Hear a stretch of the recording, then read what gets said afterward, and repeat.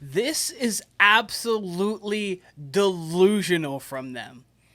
Austin Reaves coming to the San Antonio Spurs in a mock trade for Stephon Castle, Jeremy Sochan, and Devin Vassell? What are we even doing here? Why is this a thing? We're going to discuss the trade, how it would look, and why it's ridiculous, even more so than what it is on its face, here on Spurs Digest with your host, Keenan Warner. And if you guys haven't yet, make sure you guys take a spur of the moment to get every Spurs moment by hitting the subscribe button so you don't miss all the great content we've got coming for you. Tomorrow marks the official first year of Spurs Digest, and I want to just say thank you to everybody who was here for the first year, all the new subscribers, the first, last, and everybody in between. We appreciate everybody who has been here with us, and we're hopeful to make this one of many years, and it all starts with you guys. Thank you. I know we're going to go live more soon, especially during the year. We're going to try to be doing more with the channel. There's going to be great things to come. We appreciate everybody, and we hope that you guys are here to see everything that's going to be going on. But now back to some humor real quick, guys. Now back to some humor. We understand it is the middle of summer, and so obviously the very, very in-depth news of the San Antonio Spurs and the NBA doesn't really always find itself there. People on vacation doing their things, the trade deadline, everything's over. But when you see things like this, you just can't help but laugh. You just can't help but have a fun mock trade, LA deal, sending Austin Reaves to the San Antonio Spurs. At first you're like, Austin Reaves on the Spurs, you get a better version of Vassell with the way he can actually create 20-point per game score. But when you look at the package, you're like, oh, wait. Let's talk about it. Obviously, Reaves last year, the true third option for the Lakers. He was one of three players to average 20 on that roster, which I think it's the first time ever that three players have actually averaged 20 plus. I could be wrong on that, but it's a rare feat nonetheless. Outperformed many of his expectations, especially when he entered the NBA.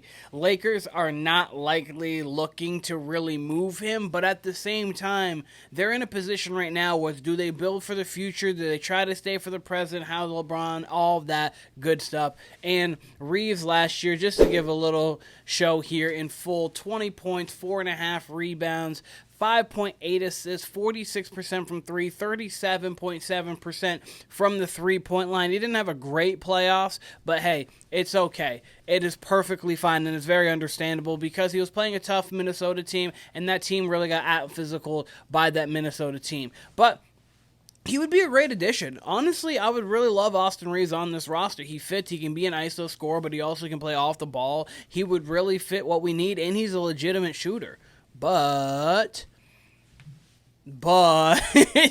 when you offer trade packages like this, what we're about to get into, you're like, wait, we wouldn't even pick up a phone the next time they called. But obviously, we have a bunch of young assets, and we have a lot of things that we can do moving forward. Are we going to keep everybody? Are we going to try to move off of something to upgrade at certain positions? Or what are we going to do? We have a lot of different options. Well, right now, we love the fact that we can just stay as we are, see how the season goes, and we have the year to trade people. We have until February to go trade people. But let's look at this, guys. Oh, sorry. Let's not look at Austin Reaves stats real quick. Let's look at this. So the Spurs, we would receive Austin Reaves, Gabe Vincent, Jared Vanderbilt, Maxi Kleber. The Lakers would be getting Devin Vassell, Stephon Castle, Jeremy Sochan, and a first-round pick. So, 3 of the top 4 players in this trade are going to the Lakers. Not even for debate or argument. The only argument is Austin Reaves the best player here as of right now? Yeah, at the end of next year, probably Stephon Castle, if we're going to be quite honest with you. For the Lakers, if they did this, they're instant contenders. You get the defensive guard that's young in Stephon Castle. You get a guy who can mimic Austin Reaves and Devin Vassell, and you get a very versatile defender in Jeremy Sochan with a pick. Yeah, if I'm the Lakers, I'm loving this deal and the second you sign up on it. But just because they were able to lock into great business with Luka and have that on a silver platter, like, yeah, we'll give you our super duper star just for an injury prone Anthony Davis, who's obviously a superstar in his own right. But Max Christie's not really the piece that you're like, oh, great. But for the Spurs, what would we even think about this? We're getting rid of Stephon Castle, who we weren't wanting to get rid of Stephon Castle for Kevin Durant. We weren't wanting to even really get rid of him for Giannis and if we didn't have to. We were going to try to keep Stephon for Giannis, and we're like, nah, Austin Reaves, you can take him. That's perfectly fine. Okay, cool. Gabe Vincent hasn't been great since the 2023 NBA Finals when he played against Denver. He's been injured. He's a fine shooter. But if we're getting a guy, we don't really need that point guard. That point guard's not a necessity to us. We have players who could fill in the Gabe Vincent role. Jared Vanderbilt, the idea of Jared Vanderbilt would be really nice. He's a better defender than Jeremy Sochan. Like, he's actually, even though Jeremy Sochan's a very good defender, and Jared Vanderbilt, I mean, maybe not better, but he is a very good defender, I should say, not comparison to anything.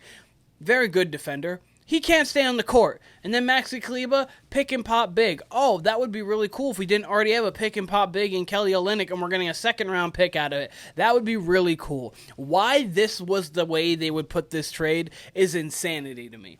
Take out Stephon Castle, take out Jeremy Sochan, add in Harrison Barnes, take out literally Gabe Vincent, Jared Vanderbilt, keep Maxi Kleber in the second-round pick, and it'd be Devin Vassell and Harrison Barnes for Austin Reaves, Kleber second, and we maybe give them that Hawks first pick next year.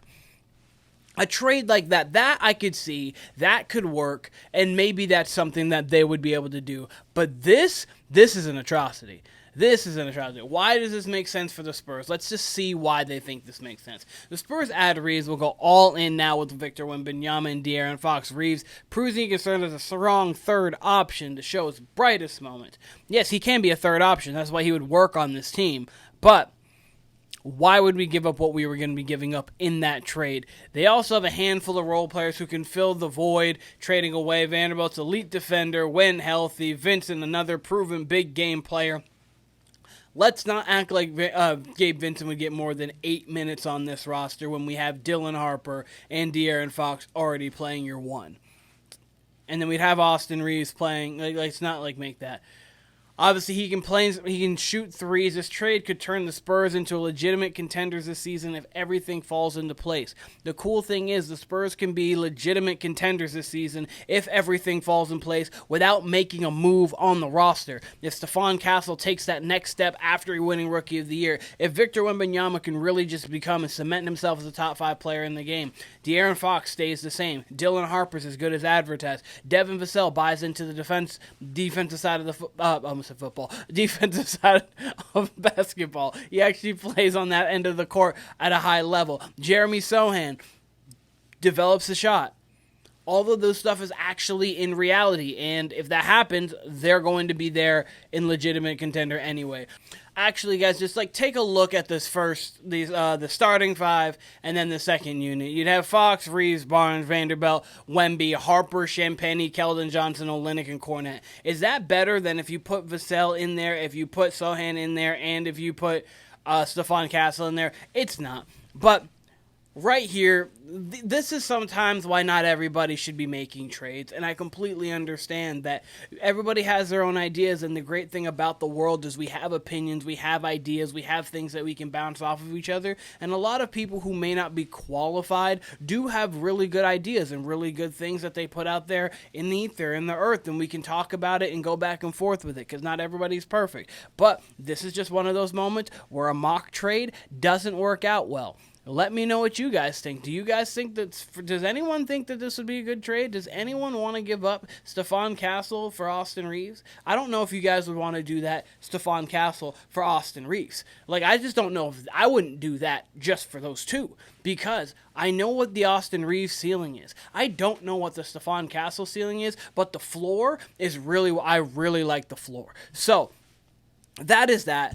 A fun story just to kind of get talking about the basketball, talking about the Spurs, because it's the summertime, and I hope everybody's having themselves a great summer. And if you did get to this point, just hit that subscribe button down low. It's free, just so you know when we're going to upload. We're going to be going every single day because we want to get this content out there for you, give you something to look forward to or something to look up during this summertime where you don't see too much news. Football's starting to come around the way, but on the basketball side, you're not going to really get too much news right now until Eurobasket, which we will be talking about because we got a few players that are going to be there. But again, Spurs Digest with your host, Keenan Warner.